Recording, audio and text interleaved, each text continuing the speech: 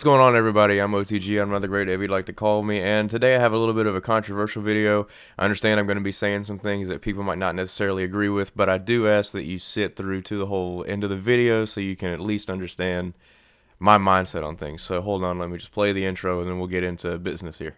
Tell me when it kicks in. Kicks in. Kicks in. Kicks in.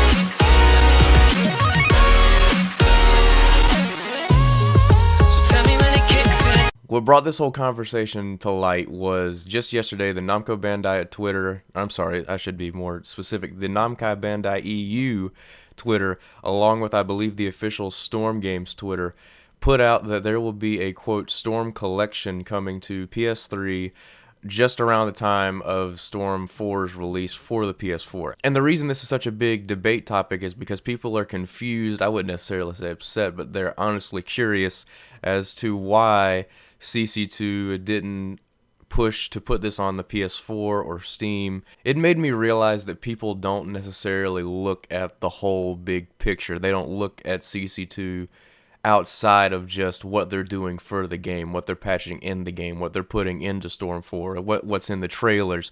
They don't look at what CC2 has done in the past and where they've come from those things in the past.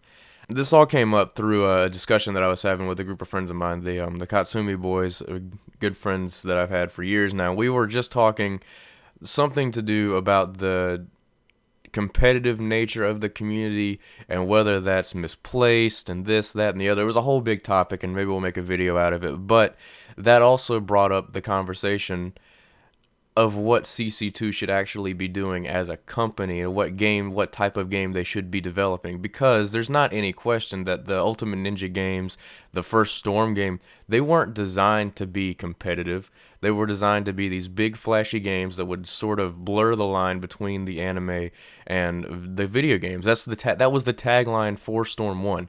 And the reason I'm going on about this, people have taken CC2 and have pushed them into this really bad light, and because their games aren't necessarily the most balanced, they aren't enjoyable to play when you try to push them to that competitive level, because there are all these things that are unbalanced / broken. But people don't look at the fact that they've been developing this since Storm 2, and this all came out of left field. They didn't start Storm or Ultimate Ninja, for that fact, to be competitive games. They wanted to make a nice experience, but the fan base has made it about that experience, and because the fan base isn't getting what they're wanting, they're shaming the company, they're giving them a bunch of crap. Thus, ever since Storm 2, they tried to meet demands. When Storm 1 came out, Burst Limit came out just a little bit before or after, I don't remember the exact date, but Burst Limit had online mode. Burst Limit was sort of a competitor, I don't know what you even want to call it, but people were comparing the fact that you could play online with Burst Limit. You couldn't play online in Storm 1, so they took that for Storm 2, made an online mode. They didn't know how to make an online mode because they never made an online mode for a Storm game, so they just kind of created the game, gave it an online aspect, handed it to people. Turned out to be a big mess with spammers, yada, yada, yada. Didn't work. Generations came out. That was an attempt at actually fixing up the online so that it could be a bit more satisfactory. There were still issues with it. Storm 3 comes out, there's still issues with it. Rev comes out, still issues with it. Storm 4, I'm sure there's going to be issues with it, but the fact of the matter is, every game they've made a bit of progress. They've made changes based on what they think the fan bases are wanting, based on what the fan bases are saying they're wanting. But as you learn, the fan base can change drastically once they actually get what they think they want. Now, what does all this have to do with the Storm collection, you hear me asking? Well, it all goes back to what I was saying earlier. They're trying to make a game satisfactory to their fan base. And the fact of the matter is, not everyone has PS4s. It's just how it is, and I wish people would actually take that into consideration.